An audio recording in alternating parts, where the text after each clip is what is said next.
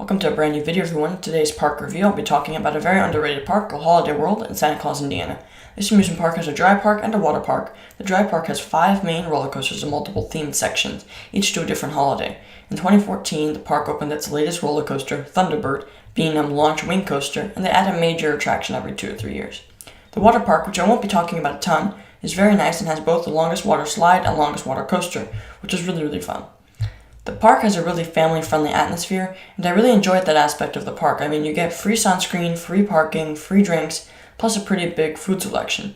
Their flat ride collection is really cool, and while they only have 5 roller coasters, they appeal to almost everybody. You have Raven, which is a family GCI wooden roller coaster, the Legend, which I say is a pretty average GCI wooden roller coaster, the Voyage, which is a massive gravity group wooden roller coaster. It's actually my favorite wooden roller coaster at that. Yes, I prefer this coaster to El Toro. Then you have Thunderbird, a B&M launch coaster, and then a Wacky Worm model roller coaster for the little kids. I think a downside to this park is that it takes forever to get to. It's honestly, relative to other parks, in the middle of nowhere. I mean, it's worth it definitely, but besides the park, that's really the only thing to do around there.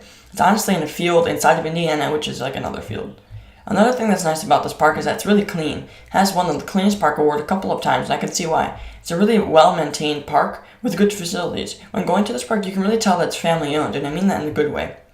For a final score, I'm going to give this park a straight up A. I know that can seem a bit out of the blue because I know how small this park is compared to other parks in the area, like Dollywood, Kings Island, and Cedar Point. But there are other parks the same size that aren't as nice. Not quite giving it an A+, because for an A+, I feel like a park has to have a really desirable coaster collection. That's a little bit of where this park suffers. The only thing that can make this park better is a massive steel coaster, or an RMC single rail. Those are 2 models I think that could make this park just thrive even more than it's doing now.